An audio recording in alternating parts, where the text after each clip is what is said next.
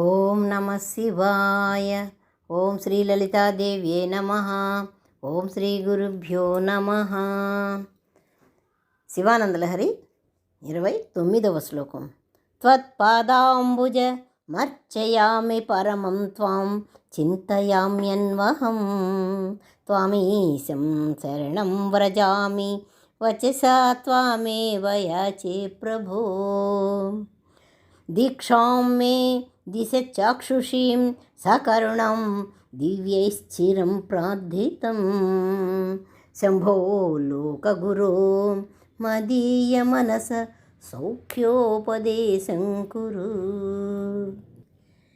తండ్రి ఈశ్వర అని ఆచార్యుల వారు సంబోధిస్తున్నారన్నమాట. ఇందులో ఆయన దయ కోసం తానేం చేస్తున్నారో మహేశ్వరుడికి తెలియజేస్తున్నారు ఈ శ్లోకంలో. దానికి ప్రతిఫలంగా ఆయన ఏం చెయ్యాలో చెప్పారు. ఇచ్చేవాయను పుచ్చుకునేవాను. మనం భగవంతుని ప్రార్థన చేస్తాం, భగవంతుడు మనకి అన్నీ మంచి చేస్తాడు. త్వత్ పాదాంబుజమర్చేయామి, నీ పాదపద్మాలని పూజిస్తున్నానయ్యా. ఒక గొప్ప మహాదేవుడు, పరమ పురుషుడు అయినటువంటి నిన్ను చింతయ్యామి, సదా తలుస్తూనే ఉంటాను. శివనామం తప్ప మరొకటి ఎరుగను నేను ఏ విధంగానూ ఇంకెక్కడా కూడాను ఏ నామాలు చేయను. ఒక్క శివుణ్ణి మాత్రమే ధ్యానిస్తాను. అన్వహం, ఒక పూట ఒక గంట కాదు, ప్రతిదినం నిన్ను నీ నామాలు తలుస్తూనే ఉంటాను. అందువల్ల నిన్ను శరణు కోరుతున్నాను, శరణు పొందుతున్నాను. అంతేకాదు ఆది భిక్షువు అయినటువంటి నిన్ను వాక్కుతో యాచిస్తున్నాను. ఎలా యాచిస్తున్నాను? త్రికరణ శుద్ధిగా. త్రికరణాలంటే ఒకటి, కాయంతో చేసేటువంటి పూజ. భగవంతుడా, నువ్వు ఇచ్చినటువంటి ఈ శరీరంతో, ఈ చేతులతో నీకు పూలు వేస్తున్నాను, ఈ కాళ్ళు ఏమో నీ గుడికి వస్తున్నాయి. ఈ విధంగా నువ్వు ఇచ్చినటువంటి ఈ శరీరంతో నీకు పూజ చేస్తున్నాను. రెండవది, మనసు ఇచ్చావు. ఓ ఈశ్వర, ఆ మనసులో నువ్వే ఉండాలి.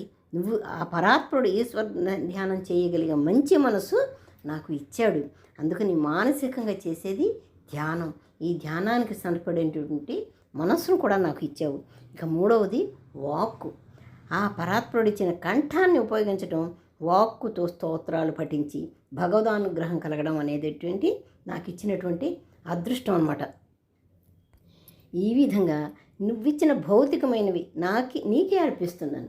నాకు నువ్వు ఇచ్చినటువంటి ఈ భౌతికమైనటువంటివి, ఈ శరీరము, ఈ వాక్కు, ఇవన్నీ కూడా నీకే అర్పిస్తున్నాను అది అంటూ శరణు వేడడం అనేది ఆచార్యుల వారు ఈశ్వరుణ్ణి త్రికరణ శుద్ధిగా కొలుస్తూ ఆయన ఏం చేయాలో చెప్పారు. ఇప్పుడు ఆయన ఏం చేయాలో చెప్పాలి. ఈశ్వర, ఈ విధంగా నేను కొలిచేస్తున్నాను, నేను త్రికరణ శుద్ధిగా కొలుస్తున్నాను. నా శరీరాన్ని, నా వాక్కుని, నా మనస్సుని నీకు పూజ చేస్తున్నాను. నీ అందే, నీ కాళ్ళ మీద పడి నేను శరణు వేడుతున్నాను. అలాంటప్పుడు నువ్వేం చేయాలి? నువ్వు ఖాళీకి కూర్చుంటే ఊరుకుంటావా? కాదు కదా, నువ్వు ఏదో ఒకటి చేయాలి. అది ఏం చేయాలి? ఇలా నిన్ను శరణు వేడుతున్నాను కాబట్టి నువ్వు మాత్రం ఏం చేయాలంటే, చిరకాలంగా దేవతల చేత పూజింపబడుతూ ఎక్కువ కాలం నుంచి, ఎన్నో యుగాల నుంచి నువ్వు దేవతల చేత పూజింపబడుతున్నావు. అట్లాంటి వాళ్ళ మీద నువ్వు ఎంతో కరుణ చూపిస్తున్నావు అయ్యా. ఆ కరుణా కటాక్ష వేషణాలను నా యందు కూడా ప్రసరింపజేయవయ్యా. ఇదే చిన్న మాట, చిన్న కోరిక. నేనేమన్నా ఐశ్వర్యాలు అడిగానా? ఇంకేమన్నా అడిగానా? అడగలేదే.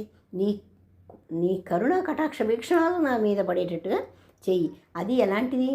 దేవతల మీద చూపించేటటువంటి కరుణ. అట్లాంటి కరుణ నా మీద చూపించు. అంతేకాదు తండ్రి, నీ గురుస్థానానికి వచ్చి, గురువు యొక్క స్థానం, నాకు గురువు నువ్వు, ఆ గురువు యొక్క స్థానానికి వచ్చి సౌఖ్యోపదేశము అంటే సుఖమైనటువంటి ఉపదేశాలు, అదే దాన్ని బ్రహ్మోపదేశాన్ని అని కూడా అంటారు. అలాంటి ఉపదేశాలు చేయనైనా నేను ఏదన్నా గాడి తప్పుతూ ఉంటానేమో. అలా కాకుండా నువ్వు గురుస్థానంలో ఉండి తప్పు, ఇటు వెళ్ళొద్దు అని నాకు చెప్పు తండ్రి.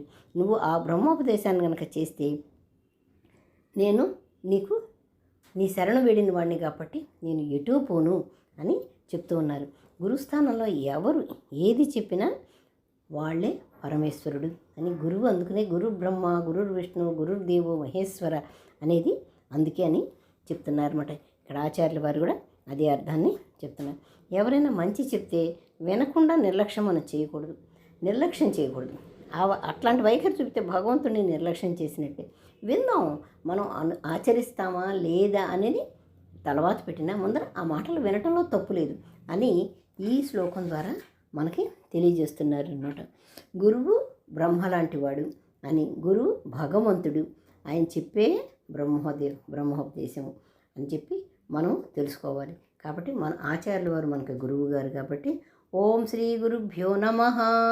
ఓం శివ గురువే నమః.